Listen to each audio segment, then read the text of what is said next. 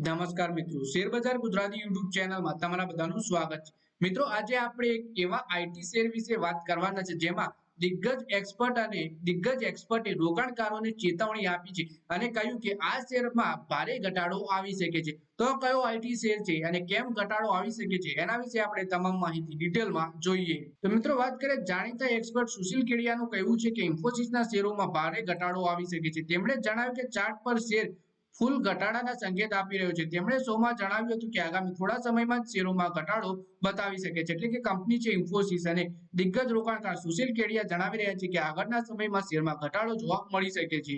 જૂન 2024માં ઇન્ફોસિસના share 1400 રૂપિયાના ભાવની નીચે હતા, જ્યારે હવે શેર 1850 રૂપિયાની ઉપર જતા રહ્યા છે। તેમણે કહ્યું કે આઈટીમાં જે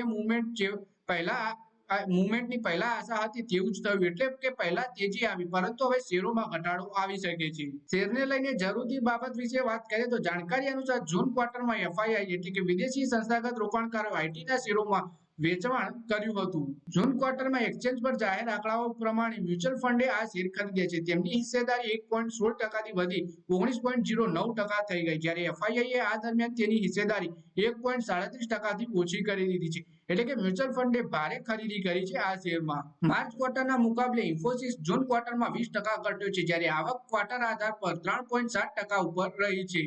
ઇબીટામાં પણ 8.8%નો વધારો જોવા મળ્યો છે, જ્યારે માર્જિન આ ગાળામાં 100 બેઝ અંક વધી ગયું છે। ડોલર આવક ખર્ચમાં ક્વાર્ટરના મુકાબલે 3.4% વધ્યો છે। તો મિત્રો, આ વિડીયોમાં વાત કરીએ આપણે ઇન્ફોસિસના શેર વિશે, જેમાં દિગ્ગજ માર્કેટ એક્સપર્ટ જણાવે છે કે આ શેરમાં ટૂંક સમયમાં આપણને સારો એવો ઘટાડો જોવા મળી શકે છે। અને જો આવા સારા શેરમાં ઘટાડો જોવા મળે તો તમે ખરીદી કરીને લાંબા ગાળા માટે રોકાણ કરી શકો છો। તો મિત્રો, આ વિડીયોમાં બસ આટલું જ। હવે મળીએ આવનારા વિડીયોમાં, ત્યાં સુધી વિડીયોમાં લાઈક કરો, કોમેન્ટ કરો અને વિડીયો પોતાના મિત્રો સાથે ફેસબુક, ઇન્સ્ટાગ્રામ, વોટ્સએપ બધી જગ્યાએ શેર કરો।